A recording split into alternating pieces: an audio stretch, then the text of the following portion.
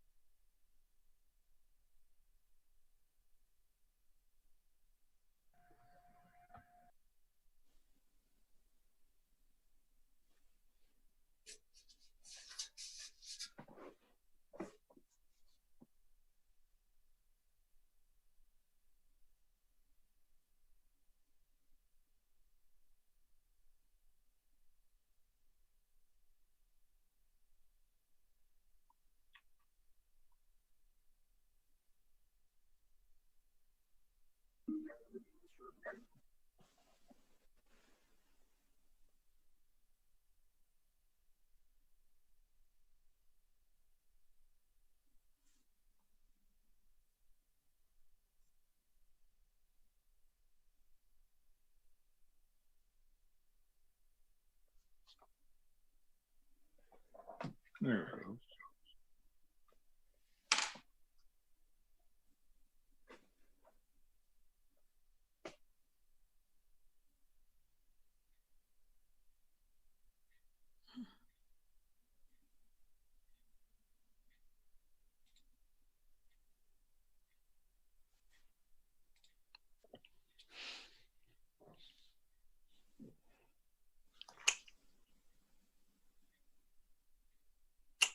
The gang is all here.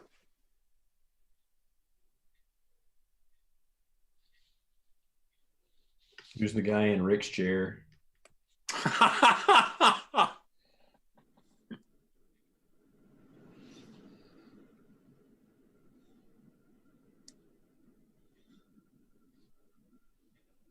I shave once a year to go to the dermatologist. That's it.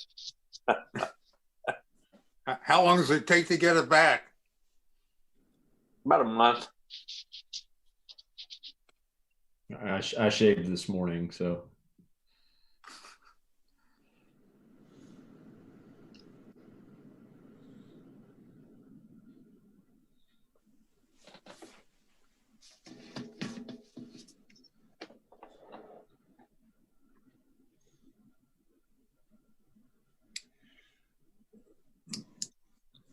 Well, it's 7 o'clock. Let's call this meeting to order. City of North Kansas City, Missouri, regular council meeting, a motion to close part of the meeting, January 19th, 2021. Eric? Thanks, sir. I don't see the roll call on the agenda, but I'm going to ask City Clerk to call the roll.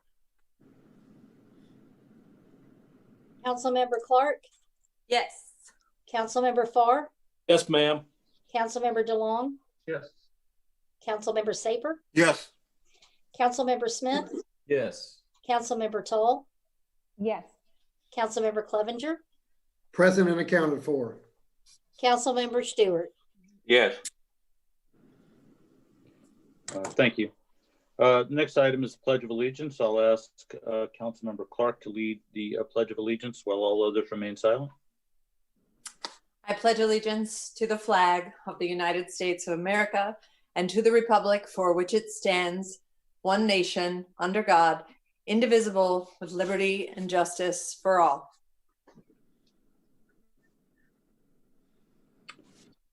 Thank you. Next item is approval of the agenda. Move to approve. Second. Second. Councilmember Clark? Yes. Councilmember Farr? Yes, ma'am. Councilmember DeLong? Yes. Councilmember Saper? Yes. Councilmember Smith? Yes. Councilmember Toll? Yes. Councilmember Clevenger? Yes, ma'am. Councilmember Stewart? Yes. 8-0, motion carried. Thank you. The next item is comments from the public.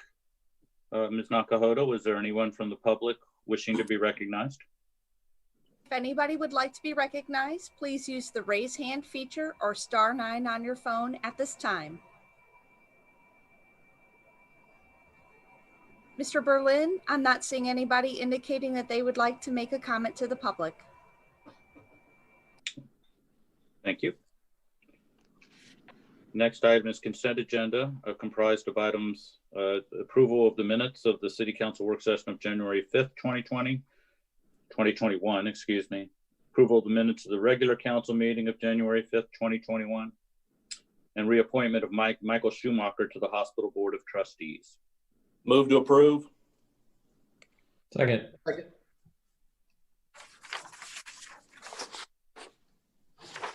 Councilmember Clark, Yes. Councilmember Farr, Yes, ma'am.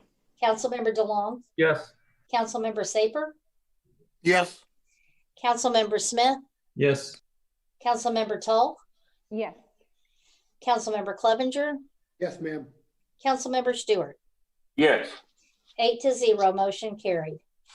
Number 8, North Kansas City Hospital COVID-19 report. Thank you. As I indicated to you yesterday, Dr. Stephen Reiches, the president and CEO of the hospital, did ask if he could submit a written report in lieu of a verbal report, given everything that's going on at the hospital. So I did supply that to you yesterday. I also would like, it's on a related subject that does involve the hospital in part, to advise you of something that's going on at the county level. Much remains uncertain and in flux on what I'm about to say, but I do want to let you know of an effort between the Clay County Public Health Center and the Clay County municipalities that's being organized. And it is something that would hopefully involve North Kansas City Hospital. Last week, Clay County Public Health Center Director Gary Zabarak met with Clay County City administrators and asked for our help in mounting a vaccination effort in Clay County. At that time, when we spoke last week, the thought on the call was that each community would work on its own effort. However, we've learned today that thinking has evolved. The City of Liberty had the first meeting with Clay County Public Health, and they now are proposing that rather than trying to set up vaccination efforts in each community, we try to develop one large site in Clay County for a mass vaccination effort as vaccines become available. Liberty has found a large, mostly unused building in the greater Liberty area with good access to I-35 and plenty of parking that is thought would be a good site for such a mass effort. The logistics of setting that up such a site will be massive, but would probably be less than trying to set up a number of smaller sites throughout the county. Our emergency management directors, in our case, Fire Chief Dave Hargis, and the city administrators will be working in the weeks ahead to make this happen. I did contact Dr. Reiches after having had this call this morning with the city administrators and learning of this new development, and asked for North Kansas City Hospital's assistance in working with us on this, and he did get back to me and said they would be happy to assist and would appoint a liaison from the hospital to work with us on this. So an awful lot to be determined yet, but did want to let you know that we are working on that as a county. And I'll, of course, provide you more information as we know more. Councilmember Clevenger? Just a question on that, and you may not be able to answer it, but as far as the vaccination, certainly we want to get as many vaccines, to our residents. My only question is if it's up in Liberty somewhere, those North Kansas City residents who rely on public transportation, or or seniors that don't drive that far, is there anything maybe with CVS Pharmacy down here or the hospital that we can set up? I know that they don't want to do sites around different municipalities, but just having one site in Liberty, it seems like if everyone has to go there, some people may not have transportation to get there that want the vaccine. Yes. So, some thoughts. Yes. So, and if you don't know, this would be a good time to say, Clay County has put up a survey now, an online survey. Kansas City has also done that for anybody who would like to indicate that they are interested in being vaccinated. One item on the survey, it does ask specifically, do you have transportation? So one of the parts of this effort that we discussed this morning, and I don't have any answers as to how it would be done, would be either providing transportation to folks who don't have transportation to that site, or finding a way perhaps to bring a mobile vaccination effort down to North Kansas City again for folks who aren't able to transport themselves up there. So we are, yes, you bring up a good point, and that'll be something that we'll be working on over the weeks to try to figure out how that could be done. Councilmember DeLong. I was going to ask, so it looks like there may be a chance for first responders, and maybe I saw Public Works and maybe some other, I don't know, city-related stakeholders that could get an earlier vaccine. And I can't remember the exact phases. Is it possible to work with the hospital to maybe get those, or is that all going to be filtered through Clay County? Oh, yes. No, we've actually, I want to thank the hospital very much for what they've done with us so far. So EMS workers were in what's called phase 1A. Okay. And all of our EMS personnel that wish to get a vaccine now have been vaccinated. So almost all by the hospital. Right now, the phase is at 1B, which includes law enforcement. So I have been in touch with Dr. Reinges and said, look, we understand that you have your own things going on. They do have lots of COVID patients, et cetera, but that anything that might be done to allow our law enforcement personnel who wish to be vaccinated by the hospital would also be appreciated. So I do think that there are those possibilities that those folks will have vaccinations available to them sooner and can have it done through the hospital, but we'll just have to see. That's good to hear you guys have been able to work with that. Thank you. Yes. Councilmember Stewart. Yeah, not that it'll matter much, but I don't agree with the one location for the whole county. I think it'd be a mess up there. It's a mess going to Liberty anyway. I just don't see that as a working alternative. Maybe not every city should have a place, but more than one place. My God, especially Liberty, it's almost out of the city. I don't know. I just don't, watching on TV, it hadn't worked very well in other places, other cities, when they have one location, you see cars lined up for 10 miles. And then, the supply of the medicine right now, it's almost a laughing stock. They promise this and it's not there, but the supply of the virus is one thing, but having one location, I don't agree. Not that it's going to stop the county from doing it. Mhm. Well, I appreciate that feedback, and I'd be happy to provide that feedback to the county. This was all sort of news to us. We weren't really part of the decision-making process in this. I'm more reporting to you than anything at this point, but be happy to report that that's one of the responses from our city council. Councilmember Smith. Councilmember Smith, did you have Yeah, sorry, my computer just froze. I would echo Rick on that one. Liberty is the far north reaches of Clay County. We're on the southern end. It's a long hike up there, and a single site solution, while it sounds good in theory, does result in long lines of cars. I don't know if we're looking for feedback. I would also not really support a single site option. We've got some pretty big parking spaces, lots, Mackin Park perhaps, that could serve as a site here, or the lot near the library. So I would like to see us explore something that would have availability down on the south end of the county if they want to use the north end of the county. Just something to feedback to them. Councilmember DeLong? I would just echo what we heard all the way down there with Councilmember Clevenger, Stewart, and Smith. I mean, yeah, I would like to see that sort of effort as well. So just want to throw that in. All right. Anything else on that item? Thank you. I will forward that along to the folks with the county that we've been speaking to. The next item is a presentation from Kathy Boyer-Schessel regarding the Communities for All Ages Gold Level. The city has achieved the Communities for All Ages Gold Level, and Ms. Boyer-Schessel of the Mid-America Regional Council is here to present the council the award. Mrs. Boyer-Schessel. Great, thank you so much. So last Friday at the First Suburbs Coalition, we virtually presented the gold level recognition, and Kim and Eric, and I believe that there was another representative.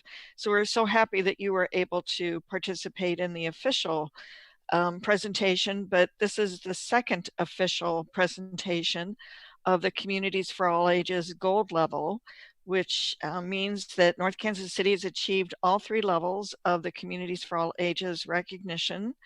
So you now have a hat trick going on. You have 3 certificates that you can proudly display in your office. The gold level recognition honors cities that have applied an age lens to a major city plan. And in your case, the age lens was incorporated in the updated master bicycle plan.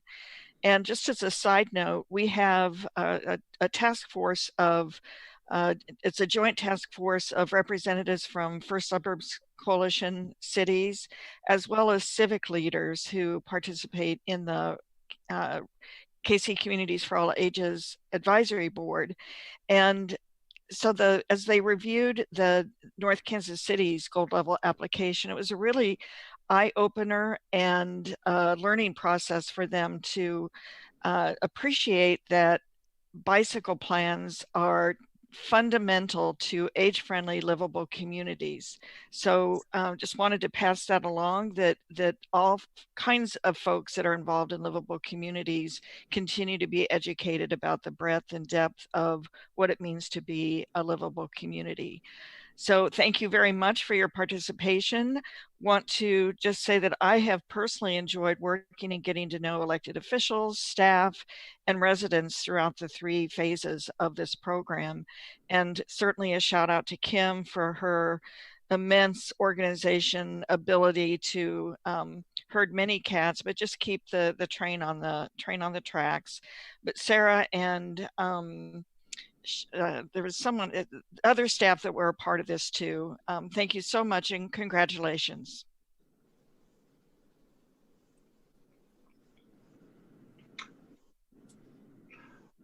All right. Well, Ms. Porter-Schessel, thank you very much. We appreciate you being here tonight to present the council the award, and we look forward to continuing to function as a gold level member along with the other cities that have achieved that level. So thank you very much.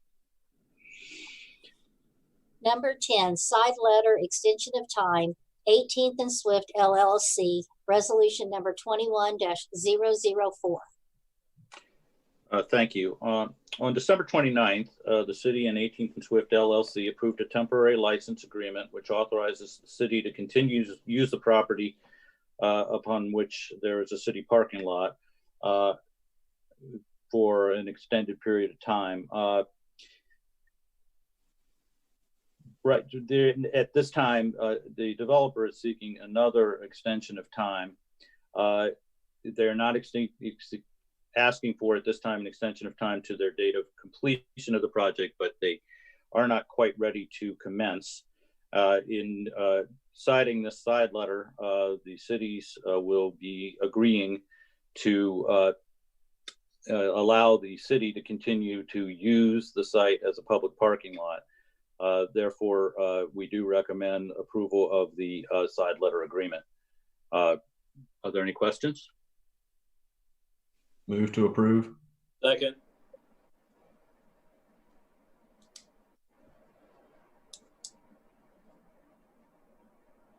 Councilmember Clark? Yes. Councilmember Farr? Yes, ma'am. Councilmember DeLong? Yes. Councilmember Saper? Yes. Councilmember Smith? Yes. Councilmember Tull? Yes. Councilmember Clevenger? Yes, ma'am. Councilmember Stewart? Yes. 8-0, motion carried. Number 11, award of contract, website development and maintenance, resolution number 21-005. Thank you. I'll call on the Assistant City Administrator, Kim Nakahoda. Good evening, Mayor and Council. The city's current website is approximately 5 years old, and at the time, the website employed the best practices of government websites. However, the site no longer meets the needs or expectations of users, staff, and the community. The current website does not feature a mobile-friendly design, meet current ADA standards, and features a clunky user experience. Website design and hosting is a professional service, as the skills and services provided by companies can dynamically differ. Therefore, a qualification-based selection process was used for this vendor recruitment. In July, the city issued requests for qualifications, or an RFQ, for website design and web hosting services. In late August, the city received 16 responses from vendors across the nation. The city's communication team, comprised of representatives from every department, focused on the following key items during the evaluation process: qualifications and experiences of the respondent team, specific experience with government websites, unique strengths or capacities of the respondent team, and specific ability to provide a mobile-friendly site, ADA compliant site, accuracy and ease of search function for our users, organization and ease of user experience concerning public documents, including agendas, minutes, RFP, queues, community calendar, news, and event features. The ease of page updates for staff, service requests features to request city services, and government-level cybersecurity website hosting environment and support staff. At the conclusion of a 3-month review process, the communications team determined that Granicus was the most qualified respondent team to redesign and host the city's next website. A detailed accounting of the scope of services and pricing information are included in this memo. The first year is a little over $48,000 and includes setup fees and the first year of maintenance. Additional year's fees are outlined in the memo. The contract will last for 60 months or 5 years. After 4 years, the city is eligible for a basic redesign credit. The city can apply this credit toward a template from the then current Granicus Best Practices Library, or apply its value up to $8,000 to a custom redesign of the website. This new website will take approximately 8 to 10 months to develop, and Will Truss from Granicus will provide a brief presentation of the capabilities of the new Granicus website, and he will be available for any questions. I'm going to share my screen now, and Will, can you take it over? I can. Thank you, Kim. And if we're good to go, I can go ahead and get started. Like Kim was saying, I'm here to give just a quick overview of our website solution. To give you some background on Granicus, we are one of the largest government-focused software as a service providers. We work with around 4,000 different government agencies across the country, ranging from small cities and counties all the way up to federal agencies like Department of Defense, Veterans Administration, you name it. We work with around, I think it's 30 out of the 33 federal cabinet level agencies. To kind of start, I wanted to kind of talk about our process looking at this RFQ response that we submitted. We did want to take a look at at kind of the initiatives that we were able to find with North Kansas City. We determined that you guys were looking to create a really engaging website to really match your reputation as one of the best places to live in Missouri, as well as streamline some of your processes to hopefully eliminate kind of the sprawl a lot of cities see these days. A lot of the cities and counties I work with are working with, 15, 20 different software companies across a number of different service lines. The final thing we really wanted to focus on was how you guys are providing your services and information to the residents, businesses, and visitors that you serve in an effective, easily accessible manner. With our response, we did put together a proposal that included a few of our different products, including our Gov Access website solution, Gov Meetings, which is going to be our agenda and minute automation tool, as well as our Gov Service platform. There are a few pieces in there with our Gov Delivery platform as well to help you reach and engage with more residents through our email and text message marketing platform.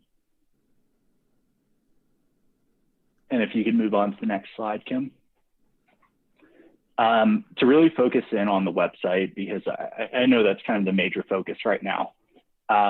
we operate with the mindset of creating your content once and publishing it everywhere. So rather than having to create all of your different calendar events, news items, things of that nature in 5, 10 different systems, you can create your content in one single platform and publish it to all the different platforms that your residents use. So from the website, you can automatically publish to Twitter, Facebook, as well as your email subscriber lists, and make sure everyone is getting the notifications that they need in a timely manner.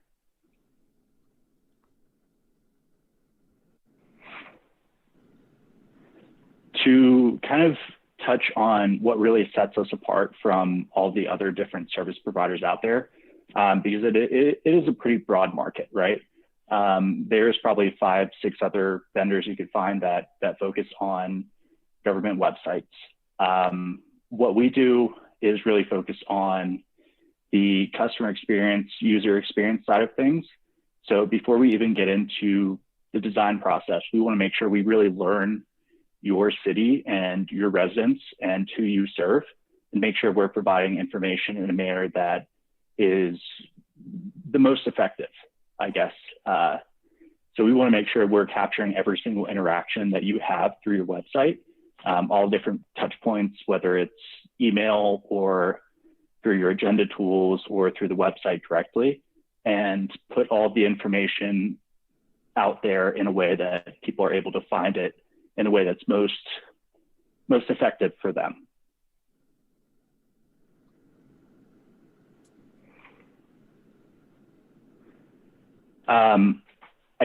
There's a ton we could cover here, so I didn't want to take up too much time, but we did want to focus on not only our security but our support.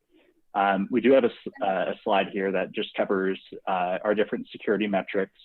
I don't want to go over all of these and bore everyone, but I'm happy to have any conversation with anyone that's interested about some of these different stats. Kind of the highlights, we have around 50 to 100 people that work on our product and platform team. So we're incredibly focused on providing the highest level of security possible, as well as some of the most aggressive recovery times for not only your website, but all the other solutions that you guys will be using Granicus for. If there's any questions here, please let me know. I'm happy to set up time with myself or my manager or any of the other people on our cloud platform team to review any of the kind of metrics here.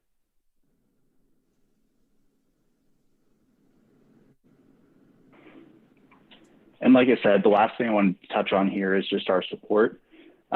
We do offer Monday through Friday, about, 16 hours of support a day, 6 a.m. to 10 p.m. Pacific, via phone, email, and live chat. All that's going to be accessible through the website directly, so you're never going to have to open, like Google, what's the Granicus support number? Everything will be accessible through that platform directly, as well as 24/7 emergency support should your website ever go down. Like I said, we have very aggressive recovery times, so hopefully it shouldn't be an issue. With this platform, you also have access to our customer success team. So you'll have an annual strategic review just to go over all the different products that North Kansas City is using, make sure that you guys are using everything to the full potential, and make sure that we're meeting all the different outcomes that you were hoping to see with our platform.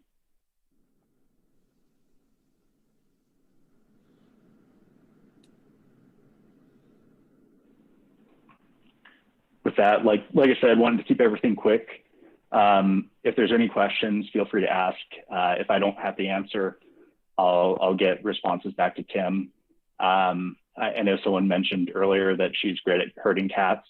She's been great to work with through this entire process. And we're really excited to kind of get this project up and going. Are there any questions? Councilmember Saper and DeLong and Smith. This is obviously a West Coast operation. And the question I have is really to staff who've been working on this. How have they been to work with at this point? Their accessibility, their willingness to modify or change things, etc.? I can answer that, Mr. Safer. Will and his team have been very responsive. Just to kind of give you some context, they also host several websites right here in the metro. They provide service to the city of Kansas City and to the city of Raymore. I did talk with some of those representatives from our sister cities, and so far we have had the reviews have been very good, and like I said, Will has been very good to work with thus far. Okay. Councilmember DeLong. And Kim, if I'm sorry, go ahead. Someone else. I was going to say we're based out of Denver, so a little bit closer than West Coast. My manager is actually out of Hoyt, Kansas, which is just north of Topeka. He's actually a city council person there, so he was going to be here until he had his meeting come up. But he worked directly with the city of Kansas City. I worked with a number of cities across Kansas and Missouri on website projects as well. So we're very familiar with the area. And like I said, back to the kind of UX process, we really want to learn your community as best as possible. We're not just going to give you kind of a cookie cutter website.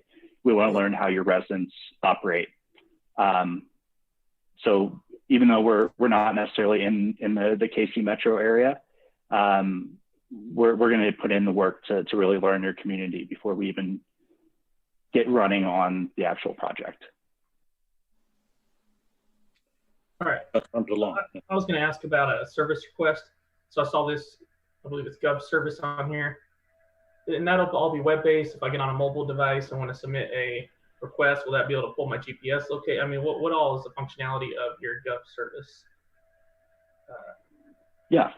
portal? So Gov Service is our full service request platform. Really the goal there is to create a one-stop shop for everything from building permits to 311 requests to even things like FOIA requests. So it's incredibly flexible. We'll help you build out some of the services there, and then going forward, you'll be able to, in kind of a no-code, low-code environment, you'll be able to build out further services. So if there's something like, a pet registration permit or something along those lines that you want to build out, you'll be able to do that on your own without having to engage us and go through a lengthy implementation process. But we'll also provide the support and help that you guys might need there.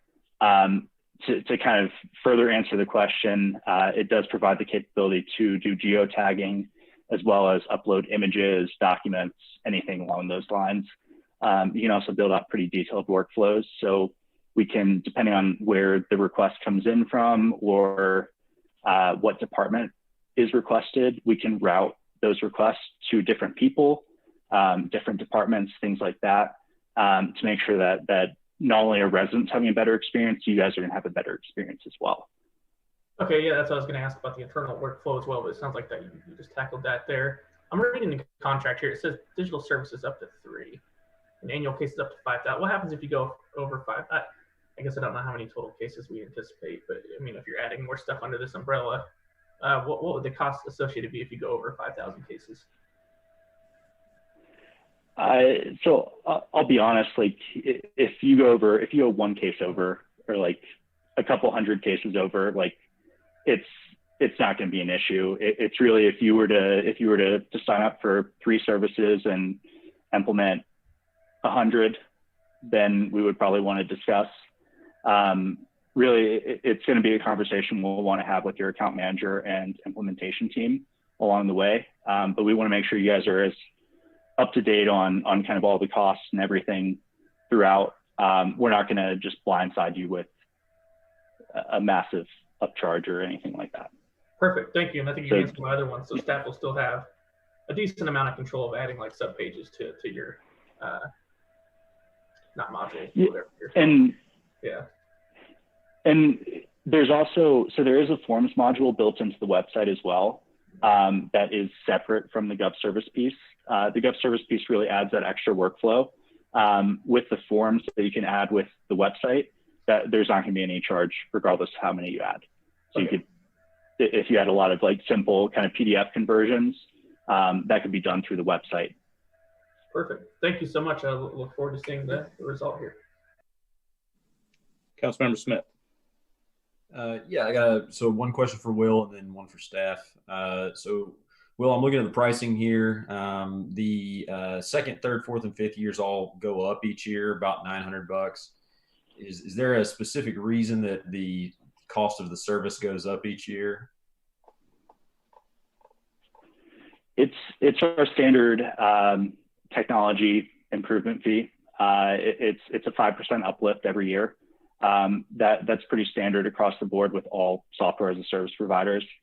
It's something we would be more than happy to discuss going forward, but that's built into all of our contracts for all of our clients.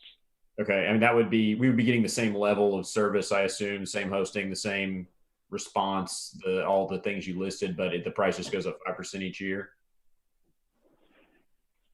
Yeah, and to kind of add on to that, we do provide quarterly updates for all of our different solutions. So these are evolving products. You're not just getting stuck with, it's not like purchasing a Windows license or any other kind of software, although a lot of companies are moving to this model now. We do provide frequent updates to all of our products, as well as security updates, things along those lines. It's really for us to continue improving on our different products. But like I said, we're more than happy to discuss any of those numbers. Okay. Along the way, we want to be a partner to you guys. Yeah, no, I appreciate that. And this would be to staff. Staff, if we're approving this, are we approving these numbers and locking them in, or is there a future discussion on that to be had? This would be locking that contract in at those numbers. I will say, as part of our due diligence, we did call around to check what other people are paying for this type of service, and this is in line. Okay. And then, Will, I appreciate that. This one is sort of a question, sort of just a thought to staff. We talked about the difference between an RFQ and an RFP recently when we talked about accounting services, I believe.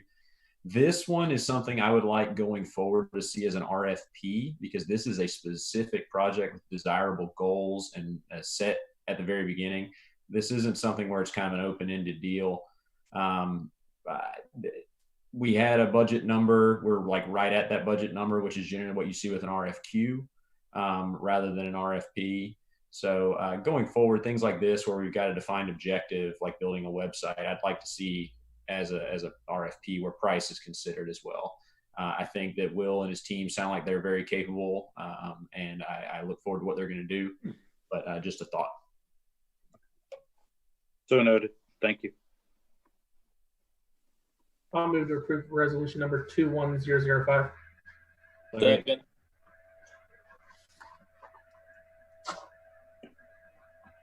Councilmember Clark, Yes. Councilmember Farr, Yes, ma'am. Councilmember DeLong, Yes. Councilmember Saper, Yes. Councilmember Smith, Yes. Councilmember Tull, Yes. Councilmember Clevenger, Yes, ma'am. Councilmember Stewart. Yes. 8-0, motion carried. Number 12, discussion of reinstituting the temporary parklet license program. Thank you. Last summer, the City Council approved the creation of a temporary parklet license program to permit the conversion of on-street parking spaces to use for uses such as curbside patio seating. The program has expired, and Councilmember Clevenger has requested a discussion of reinstituting the program in the spring. Councilmember Clevenger. Sure. I just wanted to bring this item up for discussion. I know that, probably in the spring, March, April, probably still going to be under capacity restrictions, at least until the pandemic is over and restaurants are back to 100%. Doesn't sound like we had a problem with it last year. Had 2 businesses that had the parklets. I know the theater has expressed interest in getting the parklet back with the outdoor movies again when the weather gets better. So You know, it's something that I'm in favor of. Just want to bring it to the council and see what y'all thought. Councilmember Smith. Love it. Thanks for bringing it up, Zach. I think this is a very important thing for our businesses, and I would fully support it. Each time we do it, we need to put an end date on it because we're not sure when the vaccines will be widespread enough that we can go back to life as usual. And when we do, we'll need those parking spaces back. So let's do everything we can to help our businesses in the meantime. So whenever it's warm enough, let's do it again. Councilmember DeLong. Yeah, I would support discussing and look at re-implementing this again. So staff can bring forward an item for you. Yeah, I guess you can debate we'll throw in a starting date and an ending date, and if you don't like them, you can change them for us. Councilmember DeLong. I'm sorry, just an afterthought. This is a question for Councilmember Clevenger. So are you looking to bring this back as just a temporary program again, or look at creating something more permanent? Well, I mean, like Councilmember Smith said, and other people have said, you know, when we get back to full capacity, probably will need those parking spots. I mean, we can see how it goes. I mean, for right now, I was thinking temporary. I hadn't really put any thought into a permanent yet because we don't know what the numbers will be like when, you know, hopefully when pandemic's over, everybody will get out and our restaurants will be bursting. So no, thank you. That's what I was going to ask. Is there might be, you know, if you're looking at permanent, I wouldn't be opposed, but you'd definitely be looking, I think, at a slightly different set of rules and you know how you would implement that. Sure. So, you know, I was just trying to figure out what direction we need to be. You know, I was thinking temporary right now only, but you know. Perfect. Thank you so much. All right, we will plan on bringing this item forward to you at probably your next council meeting. Item 13. Approving accounts due and payable by the city through January 15th, 2021. Bill number 7572, ordinance number 9368. First reading. Second. Councilmember Clark? Yes. Councilmember Farr? Yes, ma'am. Councilmember DeLong? On my mute button. Yes. Councilmember Saper? Yes. Councilmember Smith? Yes. Councilmember Tull? Yes. Councilmember Clevenger? Yes, ma'am. Councilmember Stewart? Yes. 8-0, motion carried. An ordinance authorizing payment for certain accounts due and payable by the city through January 15th, 2021.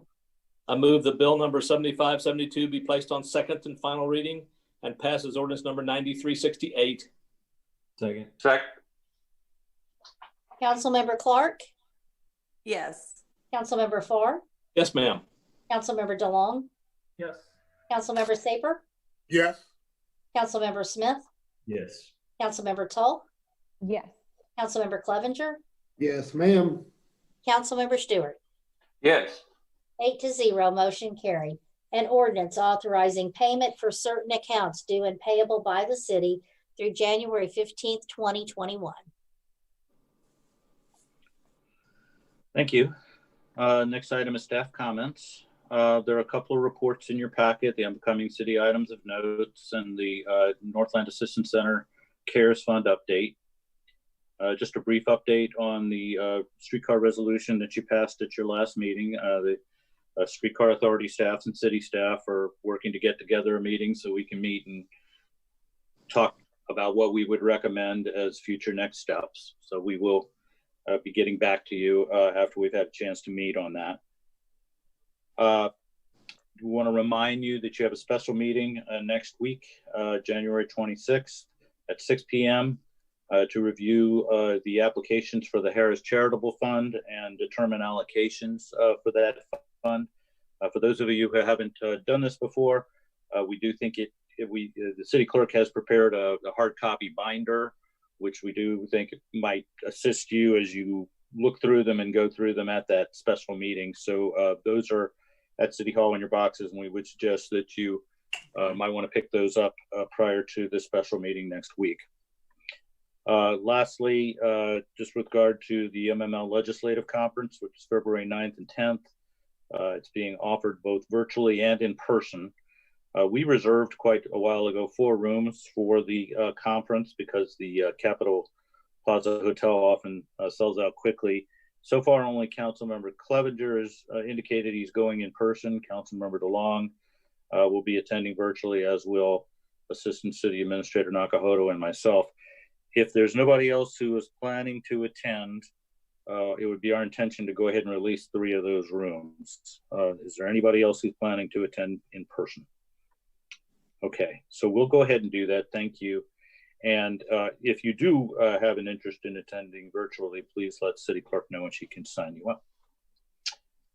That concludes staff comments. Next item is council member comments, and we'll begin with Councilmember Clark.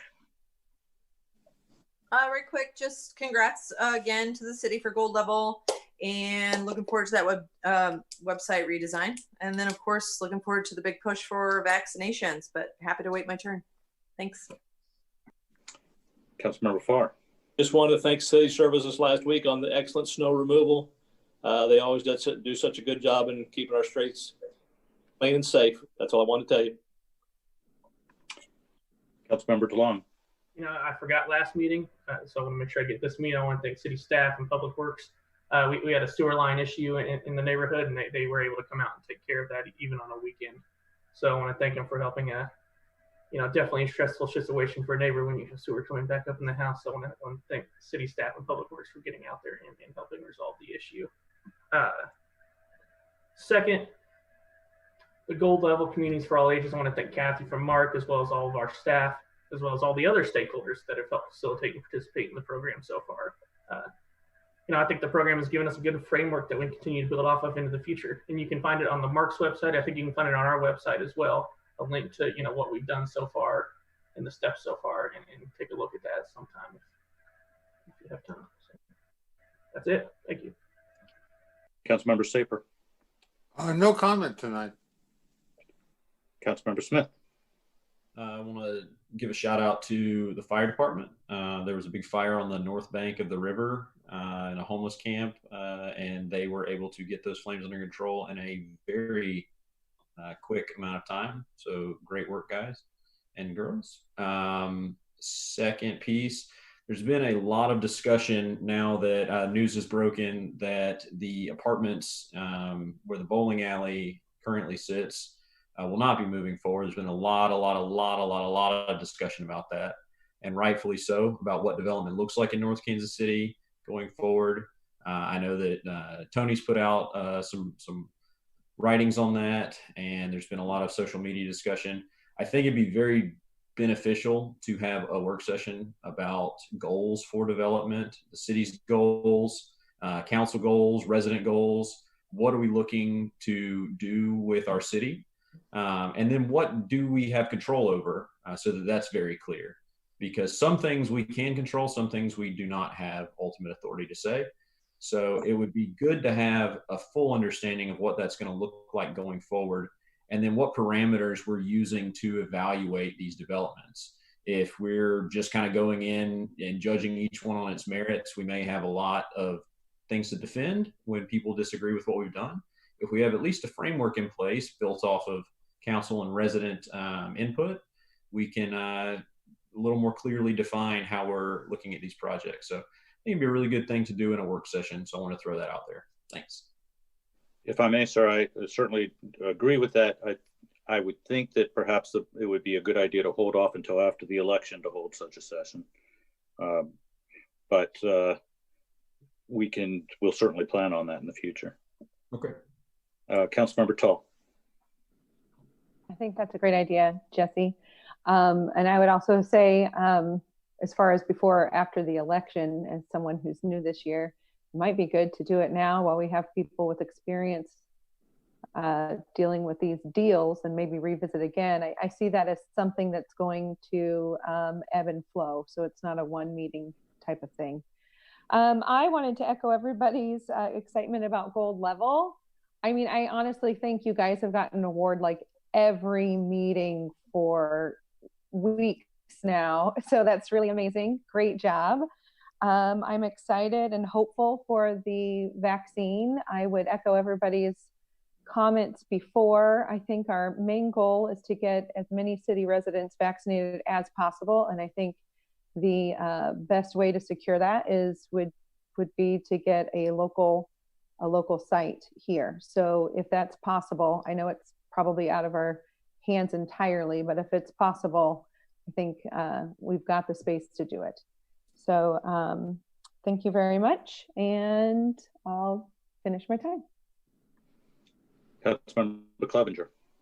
Yes, echo Lisa's comments on the vaccine. You know, I think we as public officials, you know, it's our duty too to let people know that however they can get it and to help them get it in the way that they can. That's why I was asking about how we would get people up there if, you know, or if we could get a site down here. So, you know, definitely, I mean, if we can push, you know, to get people to get vaccinated when it's their turn, that would be great. Also, secondly, I want to echo the comments on the congratulating on the gold level of communities for all ages. It was truly a community effort to get that accomplished. So that was great. Also want to thank our developer, Rick Warner, over in One North, for giving Anthony and I a tour of the apartments and the hotel last night, and very well built, very high quality products. So thank you. And then just to piggyback on Eric's comments on the MML conference, is that after the conference, we're looking at setting up a Zoom call with our legislators. Usually when we're down there, we meet with them at the Capitol. COVID nixed that this year. So we're going to set up a Zoom meeting with our legislators after the conference. And that's all I've got. Councilmember Stewart. Yeah, I want to congratulate street crews also. If I ever find out what they pre-spray the streets with, I'm going to get me some of that from my driveway. But, and the meeting on the 26th, what time of night was that? I didn't see. 6 o'clock p.m. 6 p.m. Okay, that's all I got. Thank you. Mayor Stila. I kind of like the idea of having a place down here in Northtown that we could get vaccinated. I don't particularly like going to Liberty either. I'll get behind that one. That's all I got.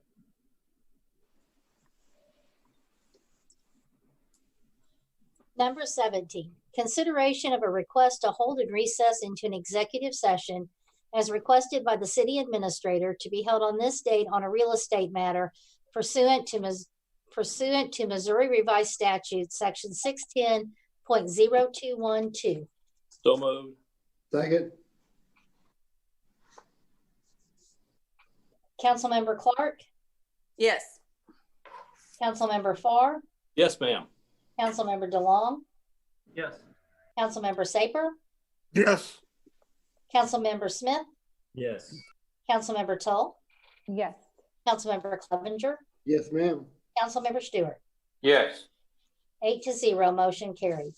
Number 18, consideration of a request to hold and recess into an executive session as requested by the city administrator to be held on this date on a real estate matter pursuant to Missouri Revised Statute, Section 610.0212. So moved. Second. Councilmember Clark, Yes. Councilmember Farr, Yes, ma'am. Councilmember DeLong, Yes. Councilmember Saper, Yes. Councilmember Smith, Yes. Councilmember Tull, Yes. Councilmember Clevenger, Yes, ma'am. Councilmember Stewart. Yes. 8-0, motion carried. Thank you. If you could go to the executive session now. Thank you, council members.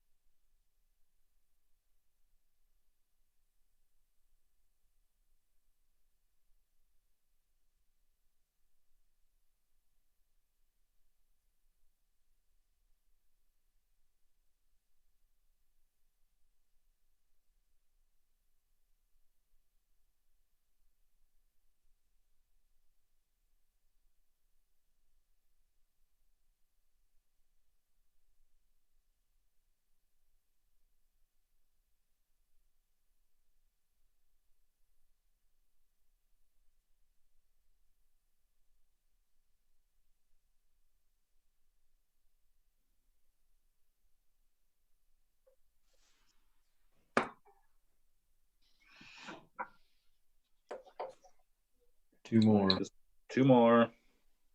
The girl's getting big. Man, you're telling me. It's doing cutie though. He's over there beating on the door asking for mama. I hear her, yeah. Move to adjourn. Second. Second. All in favor? Aye. Aye. Aye, bye. Bye. Thank you. Good night.